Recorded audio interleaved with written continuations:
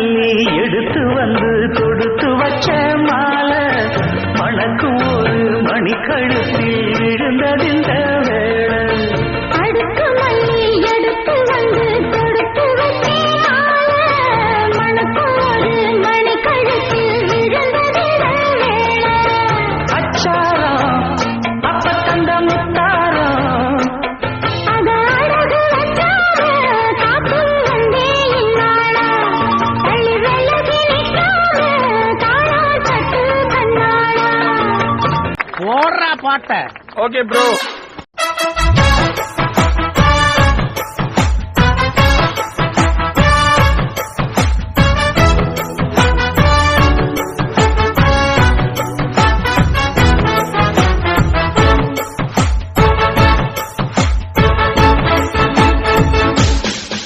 பேர் வச்சாலும் வைக்காம போனாலும் மல்லிவாசம் அது குத்தால சுகவாசம்.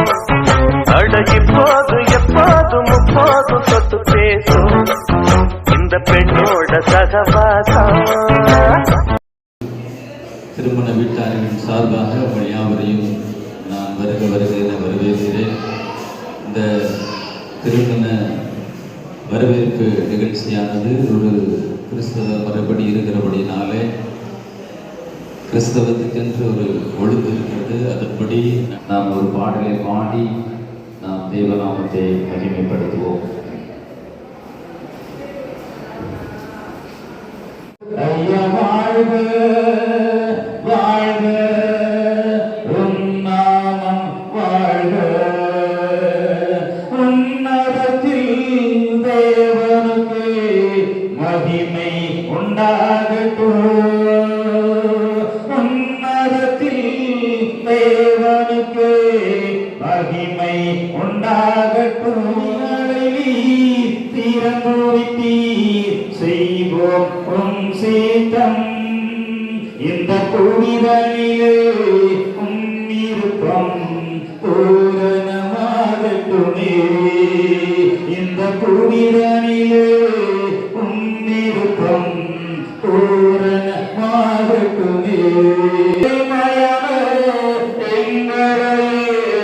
என்றும் நினைத்தவரே என்றும் நினைப்பவரே எங்கள் ஒளிமயமே துணையாளரே உள்ளத்தின் ஆறு மகிமை தெய்வத்திற்கே மகிமை என்னை தேடி வந்து மீட்டவரே தினமுமக்கே மகிமை என்னை தேடி வந்து மீட்டவரே தினமுமக்கே மகிமை.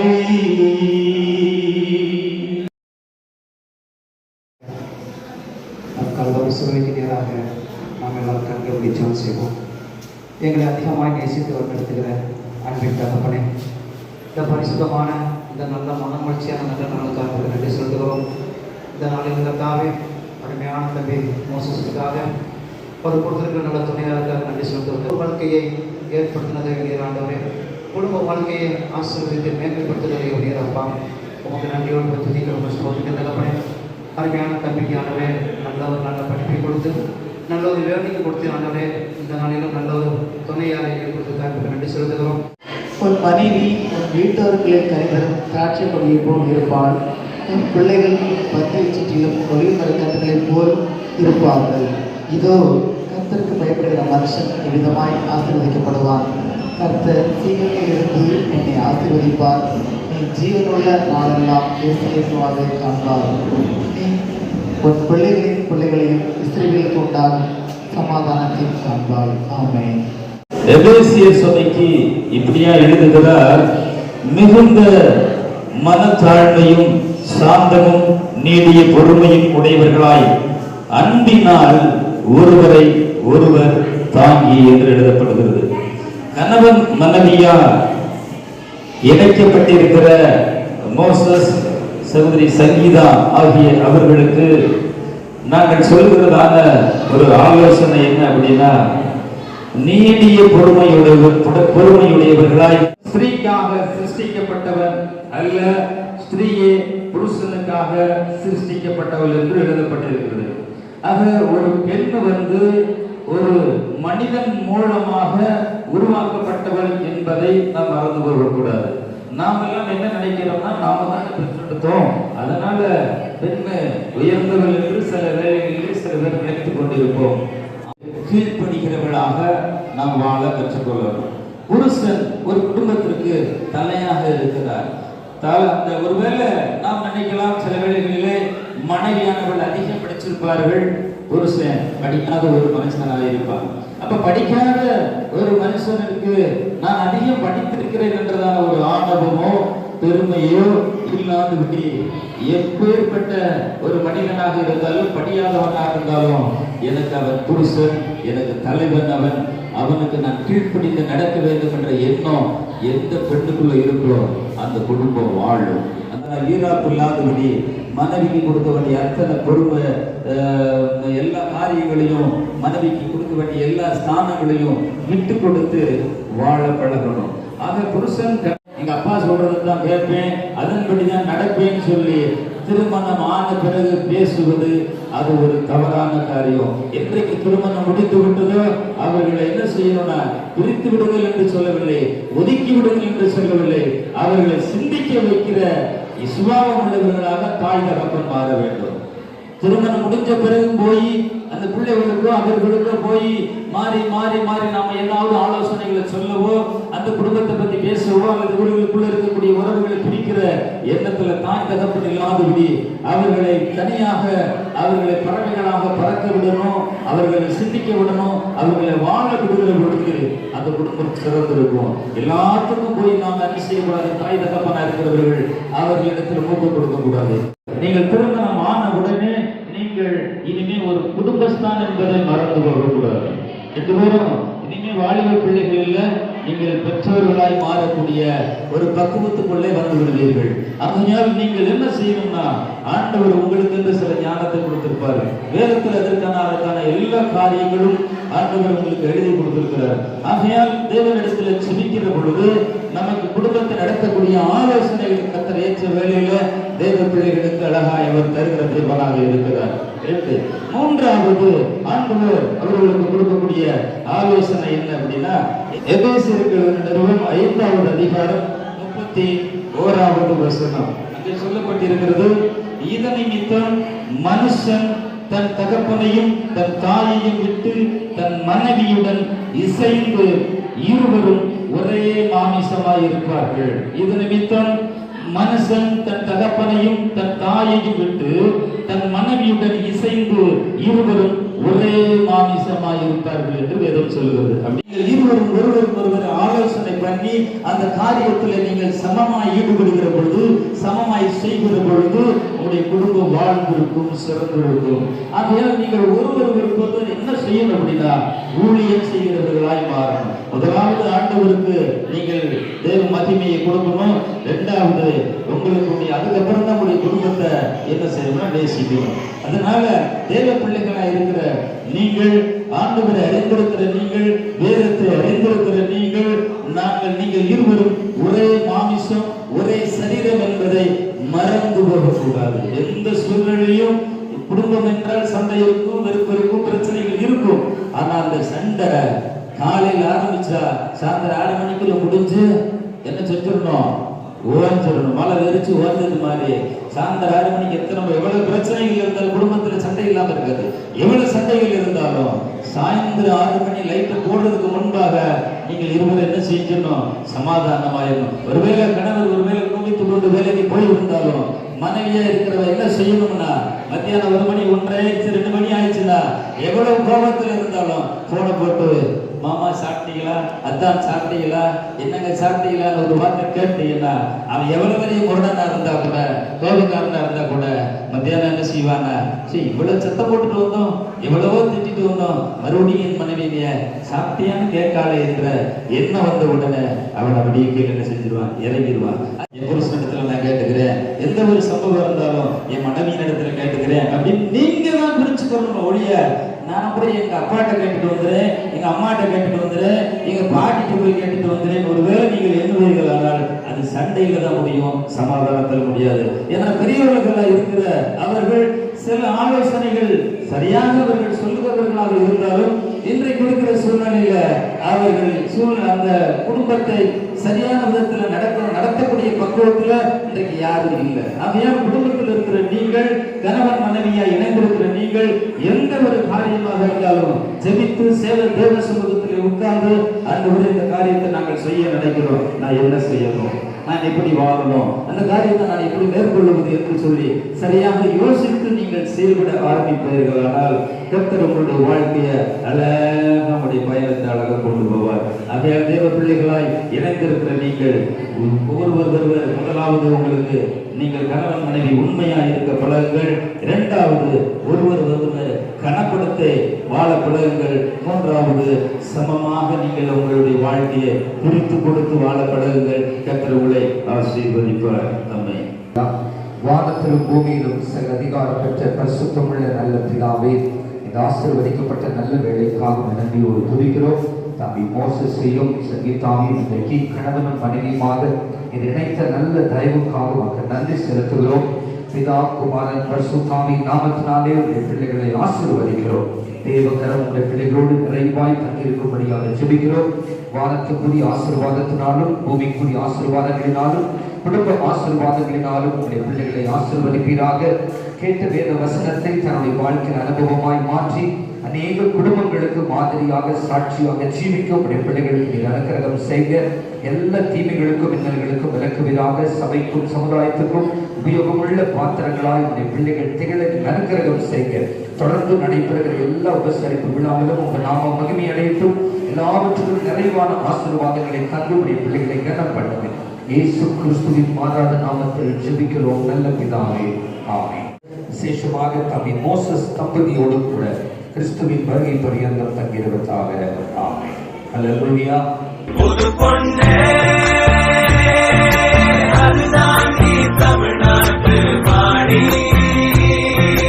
சரட்டு வண்டியில சீரட்டோடு இலவோரம் தெரிஞ்சது ஓமுகம், உள்ளம் கீழும் அந்த கள்ளச்சிரிப்புல வெள்ளச்சி வந்தது எமுகம்.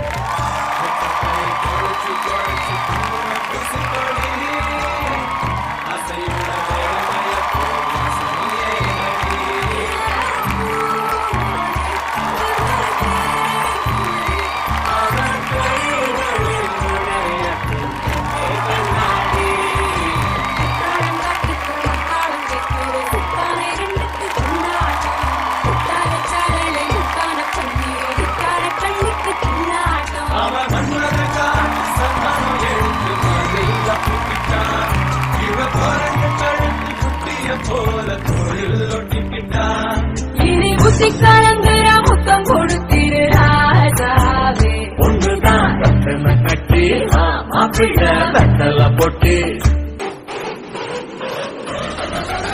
அடிய ஒத்த தாமர என் வாழ்வில் வந்த தேவத, உனக்கு நான் தங்க தலைய கட்ட வாடிய தங்க தீவுல அடிரட்ட பான்மழை உனக்காக சக்க சோத்துல என்னோட மொத்த பாசத்தை சொத்தாக அள்ளி தரட்டுமா?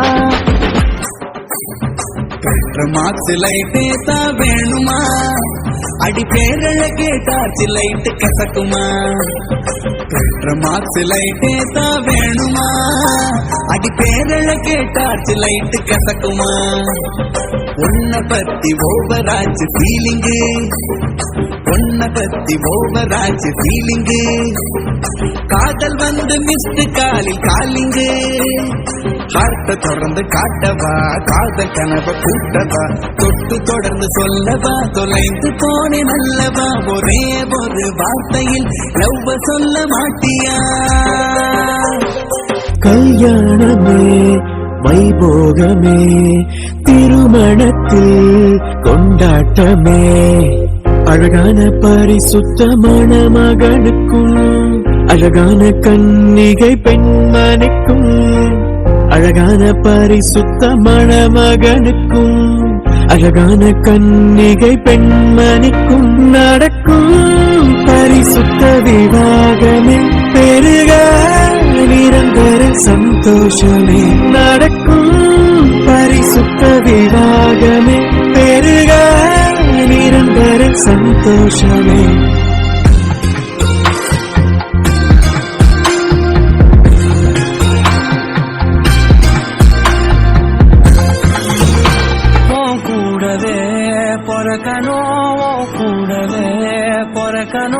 உனக்காக நான் இருக்கணும் எப்போதுமே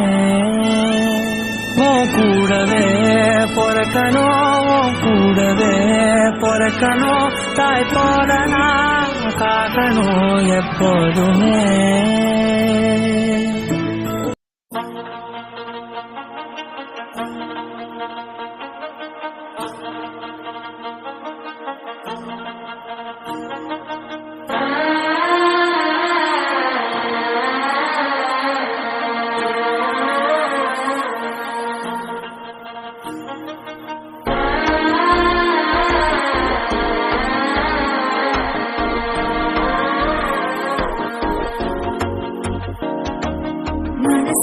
இப்ப கண்ணி அடிக்குது மாமன் அடிக்கு மத்தட டம் டம்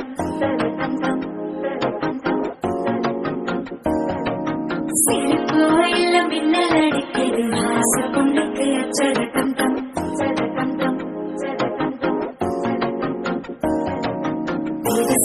ஒரு வெக்கம் முழக்கிது முடிச்சா ஒரு வெப்பம் அடிக்குது கேட்டு உன்ன சேலையத்தான் கட்டிக்கிட்டு சிக்கி தவிக்குது மாற தங்கம் மஞ்சள் தங்கம் மாத்து அடிக்கும் மங்கள தங்கம் சோழ தங்கம் முதுக்கு தங்கம் ஓங்கி தட்டிக்கும் மத்திக தங்கம் மாற தங்கம் மஞ்சள் தங்கம் மாத்து அடிக்கும் மங்கள தங்கம் சோழ தங்கம் முதுக்கு தங்கம் ஓங்கி தட்டிக்கும் மத்திக தங்கம்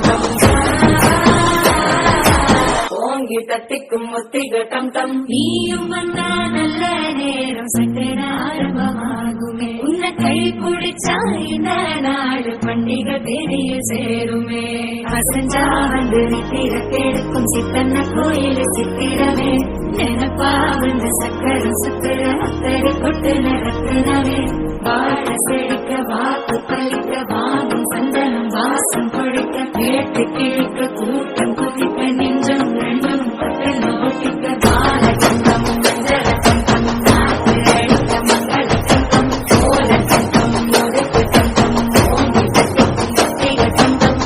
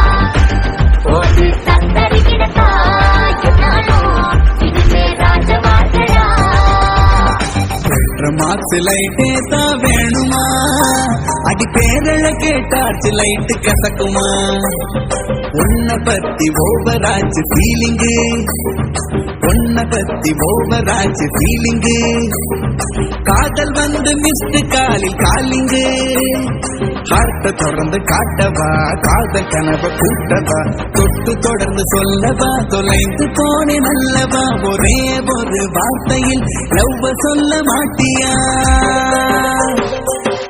மார்க்ஸ் லைட்டே தான் வேணுமா அடி பேரழ கேட்டாச்சு லைட்டு கசக்குமா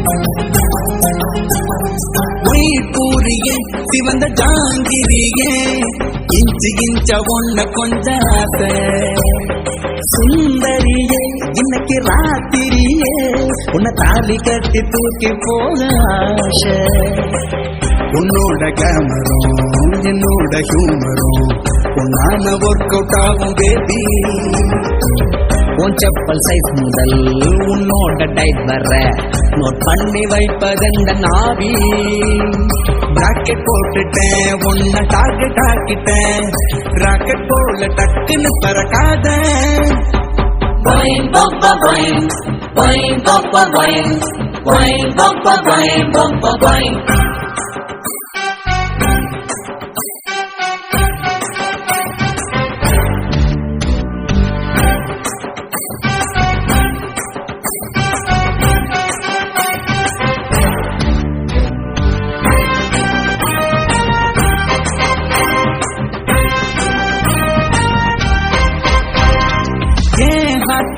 நீயும் ஹை ஸ்பீடுல ஓடி வந்து யூட்டன் போட்டு போற திருச்சிவனல்லே திரிக்க விட்டான் முன்னல்லே திருச்சி வைக்கான் முன்னல்லே திட்டம் முன்னல்லே சேட்டன் மன்னல்லே சேட்ட செய்யாவனல்லே சேட்ட சொல்லாம் மன்னல்லே வேட்டையனல்லே